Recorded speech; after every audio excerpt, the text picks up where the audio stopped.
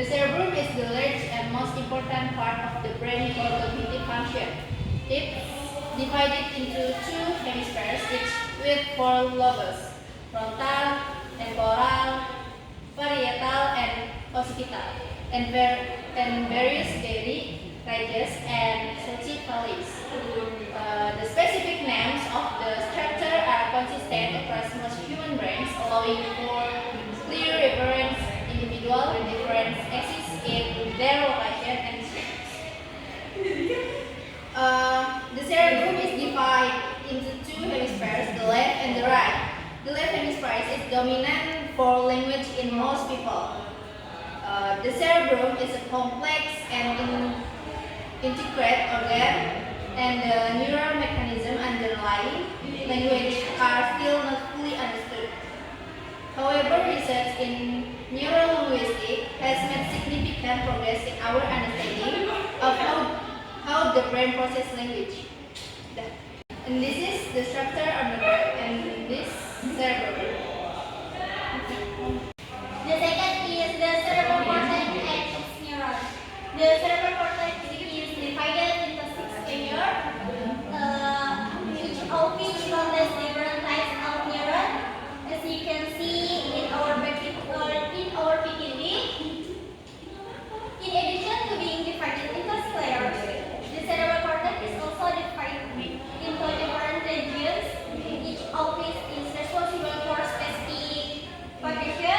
For example, the frontal lobes are responsible for hypercognitive functions such as planning, decision making, and problem solving. The parietal lobe is responsible for processing sensory information from the body, while the occipital lobe is responsible for processing visual information. In other words, the cerebral cortex is the part of the brain that all associate brain and remember. Is it made up of billions of nerve cells that communicate with each other by sending and receiving electrical signals? The third is cytoarchitectonics, the distribution of neurons in the cortex. The cerebral cortex contains various types of neurons, and different regions have distinct cellular composition known as cytoarchitectonics. The most basic division in between neocortex, with 6 neural layers found in most the cerebrum, and older cortex types in medial temporal regions with fewer layers. More precise, distinctions within cortical regions are based on cytoarchitectonics. These ranges are relatively consistent across individuals and serve as anatomical landmarks. Brodmann's mapping system, developed in the early 1900s, is widely used. Each Brodmann's area, or BA, represents a unique cytoarchitectonics makeup and has a distinct location in the cerebrum.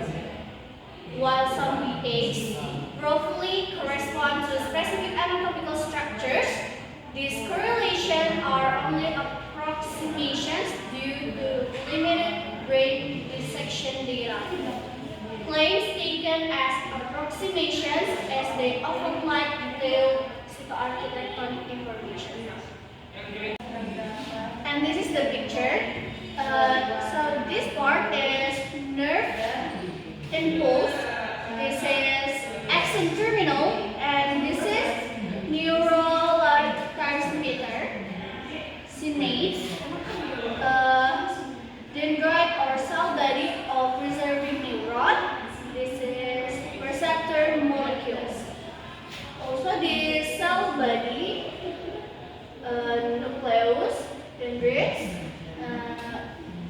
myelin sheath, insulating layer that improves transmission of nerve impulse, axon, direction of nerve impulse. This is all axon terminals, and the last is receiving neurons.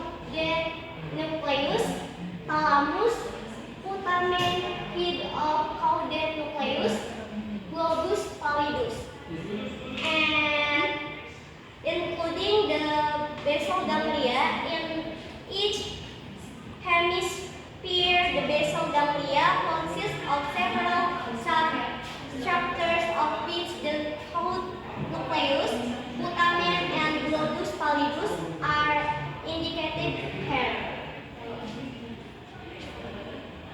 And this is second picture about a medical view of the cerebellum, including the hippocampus and various structures to which it is closely connected.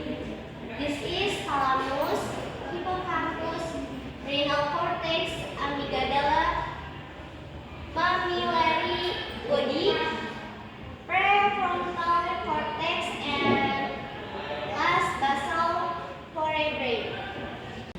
So the conclusion is, neurolinguistics is a rapidly growing field with a wide range of potential applications. It is helping us to better understand the neural basis of language and communication and to develop new and innovative ways to help people with language disorder.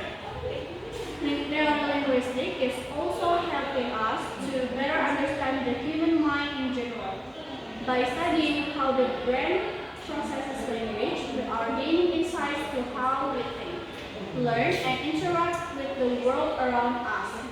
Neurolinguistics is a truly fascinating field with the potential to revolutionize our understanding of ourselves.